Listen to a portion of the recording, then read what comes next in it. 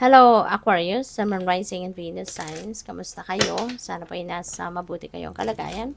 Welcome back po sa Star Tarot at kung bago kayo rito, welcome din po kayo. Please subscribe, like, share my videos, and leave me a comment kung nakaresonate kayo. Thank you. So, tingnan natin. First card ni Aquarius, we have the Ace of Wands. Ayan. Maganda to. Exciting siya. 'Di ba? Kasi meron ditong bagong opportunity na dadating sa inyo na siyang bubuhay ng inyong inspirasyon, ng inyong motivation, yan ang bubuhay ng inyong passion. Yung ganyan. Kaya maganda to na you are, kumbaga, siguro yung opportunity na dadating could be a dream come true para sa'yo.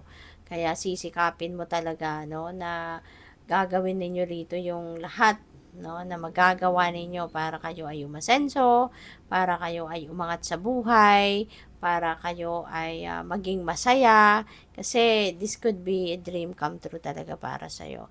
Maaaring yung opportunity na to, matagal mo nang minimithi na magkaroon ng ganitong klaseng opportunity. So, we have Four of Pentacles. Four of Pentacles is about managing your money. Maaari kasi na meron dadating dito na kaperahan sa inyo. Maaring merong mga financial blessings na dadating, kaya naman nire-remind kayo ng universe, na i-manage mo ng maayos ang pera, kasi syempre kahit papano pinagsikapan mo yan, pinag-effortan mo yan, pinagtrabahuan mo yan. 'Di ba? Blessing yan ng divine. Kaya kailangan na pahalagahan ninyo, i-manage ninyo ng maayos, ilagay ninyo sa tamang kalagyan. No? So, that is a very important reminder para sa iyo. Manage your money wisely. Manage your resources wisely. We have Four of Wands. Si Four of Wands, celebratory energy siya. Diba? O pwedeng meron ditong isa-celebrate, pa pwedeng merong achievement kayo na isa-celebrate ninyo, or pa pwedeng makikip-celebrate kayo kasi pa pwedeng maiimbitahan kayo dito sa isang okasyon. Pwede rin na meron ditong reunion, no? Family reunion, reunion ng magkakaibigan, mga ganyan. So, regardless, no, kung ano mang klaseng reunion ito, maybe, 'di ba? Magkakaroon kayo ngayon ng pagkakataon na makasama muli, no, ang mga tao na matagal na ninyong hindi nakasama.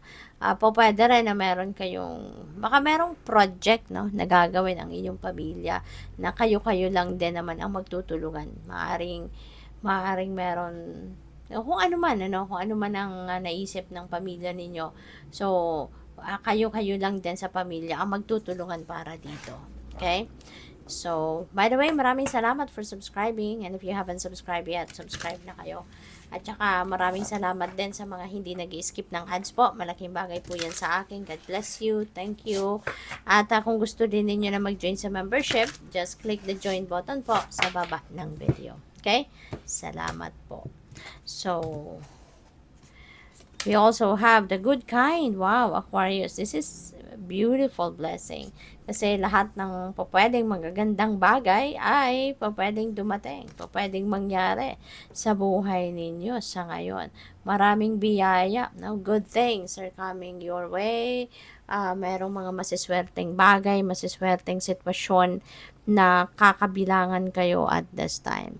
Maraming magagandang bagay siguro dito ang dadating na, alam mo yun, the best. Diba? Maganda best sila para sa'yo. Maaaring yung mga blessings na to, baka ito na, yung mga answered prayers ninyo. Diba? Ibibigay na sa'yo kung ano yung best para sa'yo. So, we also have sacred mirrors.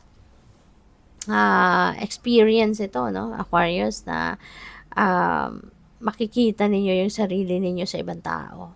Parang mami-mirror ninyo yung sarili mo sa ibang tao. O pwedeng hindi ninyo to nare-realize before, hindi ninyo to naiisip before.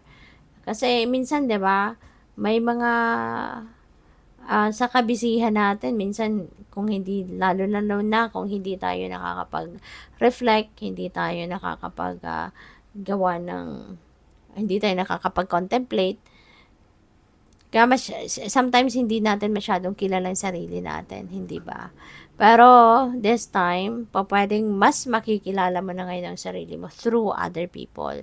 Kasi pupuwedeng meron kang maobserbahan dito na someone, puwedeng kapamilya mo, puwedeng kaibigan mo, depende sa kung sino ang nasa paligid mo, na makikita mo yung sarili mo sa kanya. Pupuwedeng maoobserbahan mo ang taong ito at mapansin mo na, "Ay teka lang, parang gano'n ako. Kung papaano niya ginagawa ang mga bagay, gano'n din ako. Kung papaano niya sinasabi or papaano siya nakikipag-usap, gano'n din ako, parang gano'n din ang nararamdaman ko." So, maybe this is the time wherein ipapakita sa'yo ng universe through other people kung ano ka, kung sino ka, 'di ba? Kasi maybe hindi mo 'yan napapag-isipan, 'no? Hindi mo 'yan napapansin, 'no, na meron kang gano'ng pag-uugali or gano'n yung approach mo sa mga tao. So, there could be lessons dito na kailangan mong matutunan, 'no? Kaya ipapakita sa'yo ng divine universe, 'no, through other people. Gagamitin niya yung ibang tao para mamulat ka, 'no, sa katotohanan, 'di ba?